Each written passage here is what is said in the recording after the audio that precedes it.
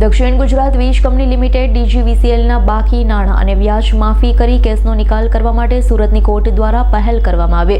અત્યાર સુધી પક્ષકારોએ કોર્ટના દરવાજે આવવું પડતું હતું, પરંતુ કેસનો નિકાલ કરવા કોર્ટ જાતે જ પક્ષકારોના દરવાજે જશે। સુરત જિલ્લા કાનૂની સેવા સત્તા મંડળના જણાવ્યા પ્રમાણે સુરત મનપા DGVCLના સહયોગથી તારીખ 9 ડિસેમ્બર 2025ના રોજ વહેલી સવારે 8:30 વાગ્યાથી કોસાડ આવાસમાં વસવાટ કરતા લોકો માટે લોક અદાલતનું પ્રી કન્સિલેશનનું આયોજન કરાયું છે। લગભગ સમગ્ર ગુજરાતમાં આવી સૌપ્રથમવાર પહેલ કરવામાં આવી છે કે જેમાં કોર્ટના સ્ટાફ દ્વારા જે તે વિસ્તારમાં જઈ કેસનો નિકાલ કરાયો હોય। અત્યાર સુધીમાં મોબાઈલ વાન ચાલતી હતી, પરંતુ આ વખતે એક કેમ્પ જ રાખીને કેસનો નિકાલ થશે। આ ઘટનાને સુરતના મુખ્ય જિલ્લા ન્યાયાધીશ રાહુલ કુમાર ત્રિવેદીએ ઐતિહાસિક પહેલ પણ ગણાવી હતી। વીજ ચોરીના અનેક કેસો વર્ષોથી પેન્ડિંગ હતા, જેમાં ક્યારેક અધિકારીઓ ગેરહાજર રહેતા હતા તો ક્યારેક પક્ષકાર ગેરહાજર રહેતા હતા।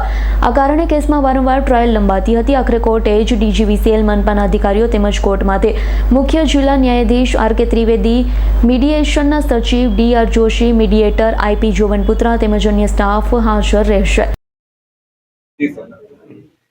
રાષ્ટ્રીય કાનૂની સેવા સત્તા મંડળ ગુજરાત રાજ્ય કાનૂની સેવા સત્તા મંડળમાં જિલ્લા કાનૂની સેવા સત્તા મંડળ સુરત દ્વારા આજરોજ કોસાડ આવાસ ખાતે પ્રી કન્સિલેશન લોક અદાલતનું આયોજન થયેલ છે।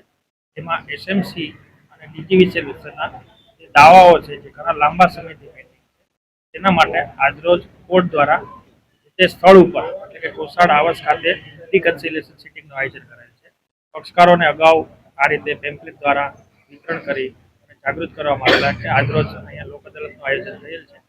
તેના અનુસંધાને આજરોજ DGVCLના અધિકારીઓ, SMCના અધિકારીઓ અને મીડિયેટર તેમજ LADCના કોર્ટના સ્ટાફ તમામ લોકો આજરોજ હાજર રહેલ છે।